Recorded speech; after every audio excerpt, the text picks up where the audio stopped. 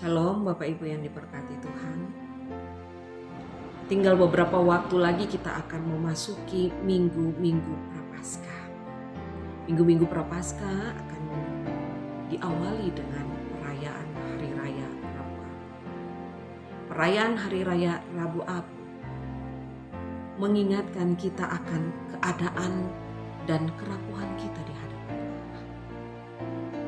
Memaknai perayaan ini, marilah kita berefleksi dari kesaksian kitab Yesaya pasal 58 ayat 1 hingga yang ke-12 dan Injil Matius 6 ayat 1 hingga ke-6 dan dilanjutkan dalam ayatnya yang ke-12 hingga yang ke-21. Dari dua bacaan ini ada dua hal yang menjadi titik renungan kita tentang kepalsuan dan kemurnian. Saudara-saudara, kepalsuan dan kemurnian dua kata yang bertentangan. Kepalsuan dari kata dasar palsu, artinya tidak asli, kebohongan.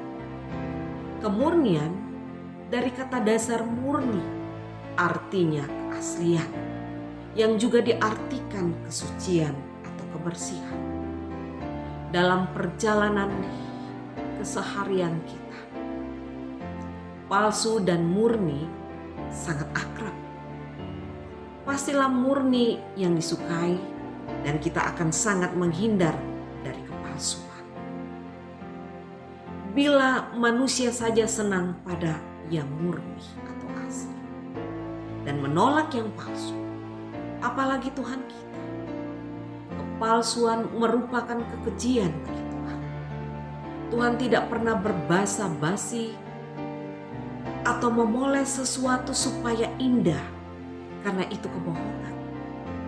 Tuhan juga tidak senang pada pujian kepura-puraan dan sanjungan yang membuat tersandung, karena itu kepalsuan. Tetapi Ia senang pada kemurnian. Yang murni lahir dari hati yang tulus, hati kasih. Hati Allah adalah hati yang penuh dengan kemurnian kasih. Soal kepalsuan, itulah yang menjadi kritik atau teguran Allah kepada bangsa Israel melalui Yesaya. Rupanya tentang puasa, ibadah terpenting Israel masa itu dalam tradisi Yahudi. Dengan berpuasa, Israel memperingati masa kejatuhan Yerusalem, di mana umat beribadah tanpa bait suci dan tersebar di mana-mana. Tidak ada lagi tempat menyembelih binatang untuk korban yang dipersembahkan bagi Allah. Dan mungkin tidak ada lagi harta yang dipersembahkan untuk Tuhan. Namun meskipun mereka tersebar di mana-mana, meskipun mereka miskin, mereka selalu berpuasa untuk mengingat arti sejarah Allah dan umatnya. Dan untuk saling menguatkan satu dengan yang lain dalam iman kepadanya. Inilah alasan kenapa puasa menjadi upacara terpenting antar umat Israel dan yang terus dipelihara turun-temurun.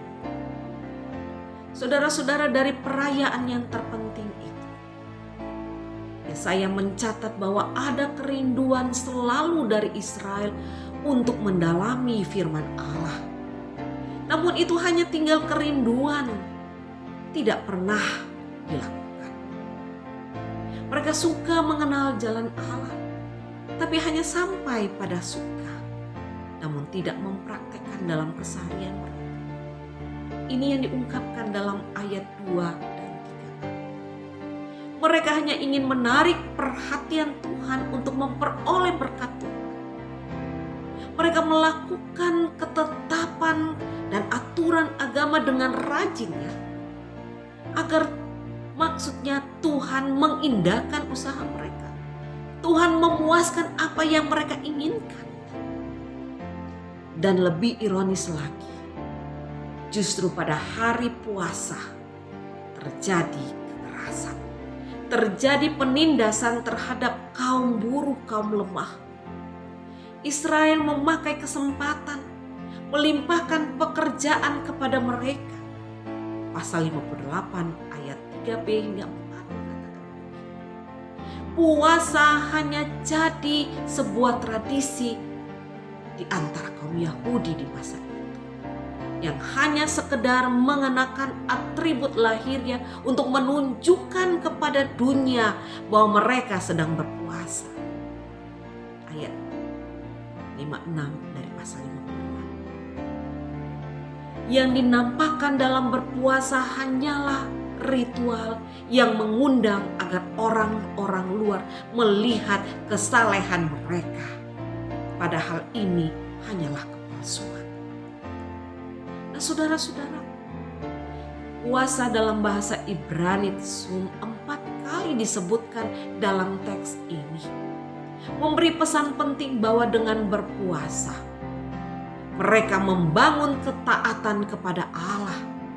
Dengan berpuasa mereka hidup dekat dengan Allah. Dengan berpuasa mereka merendahkan diri, yang dalam bahasa Ibrani ininu artinya merendahkan diri serendah-rendahnya. Humble di hadapan Allah. Ayat 3 dari pasal 5. Kata merendahkan diri dalam konteks ini tidak hanya dilakukan oleh satu atau dua orang, tetapi oleh seluruh umat Israel yang merupakan orang pertama.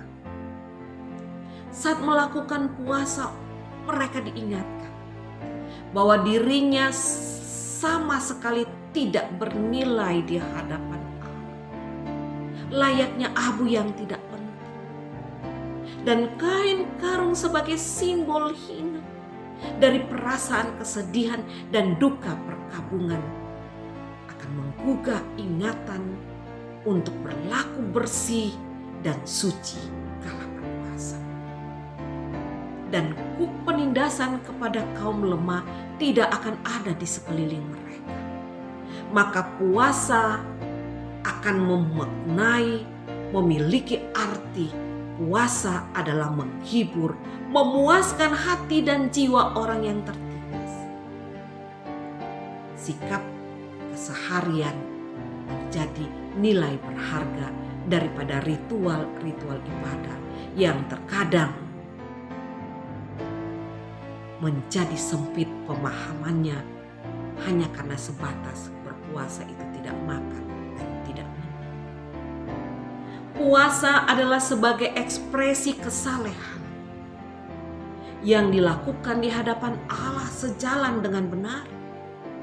Esensi daripada puasa adalah kesalehan yang dilakukan dengan hati sungguh-sungguh, mencari Allah, mendekatkan diri kepada Allah, mengenal kebenaran Allah, dan taat serta merendahkan diri di hadapan Allah. Itulah kemurnian.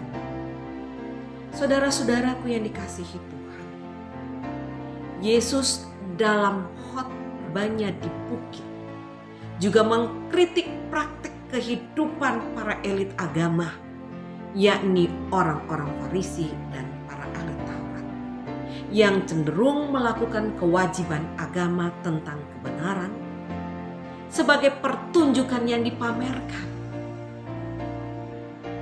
3 hal yang dilihat oleh Yesus, yakni pertama puasa, kedua sedekah, dan yang ketiga adalah doa. 3 hal ini adalah bentuk pertobatan yang harus dilakukan oleh orang beriman, bukan sekedar aturan atau tata tertib keagamaan yang dilakukan untuk menjadi pusat perhatian orang lain.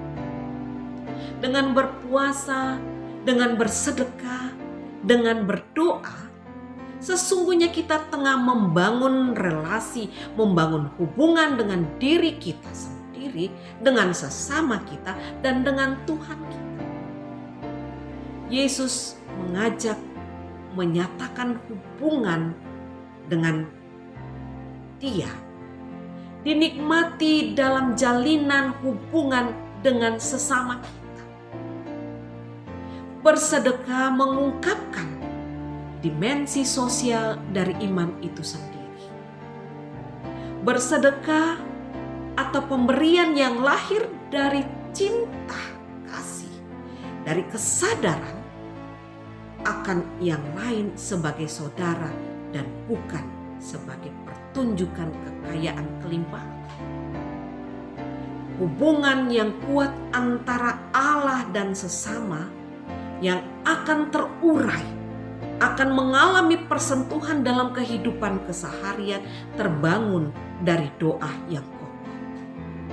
Doa menjadi sarana membangun relasi atau hubungan dan komunikasi berbahasa antara kita. Saudara-saudaraku yang dikasihi, belajar dari pengalaman orang Yahudi yang dikritik atau ditegur oleh Yesus seperti tercatat dalam Yesaya dan Matius, seharusnya menjadi catatan khusus bagi gereja kini memelihara dan memegang kemurnian perintah Allah. Perayaan Hari Raya Rabu Agung mengawali masa minggu-minggu Prapaskah adalah saat di mana gereja memulai proses untuk perenungan diri, memasuki masa pertobatan. Mungkin kita perlu mengingat-ingat relasi apa yang telah kita bangun dengan sesama. Sekedarkah atau berlebihan karena ada kepentingan, atau sungguh dengan hati tulus dari kemurnian hati. Bila masih ada kepalsuan, baiklah kita berbalik berdamai dengan Allah yang membenci kepalsuan. Dan mari kita meraih hati Allah dengan membangun relasi kasih penuh kemurnian yang disukainya dengan sesama sebagai saudara. Kemurnian akan menyelaraskan hubungan dengan semua orang, dengan budaya yang memiliki peran penting dalam komunikasi suatu persekutuan.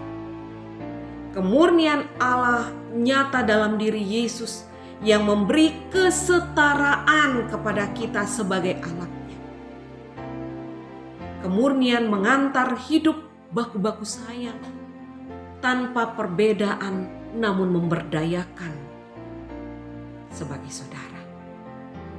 Penuhilah hidup kita dengan kemurnian dan bukan kepalsuan, sehingga berkat perdamaian yang kita hadirkan.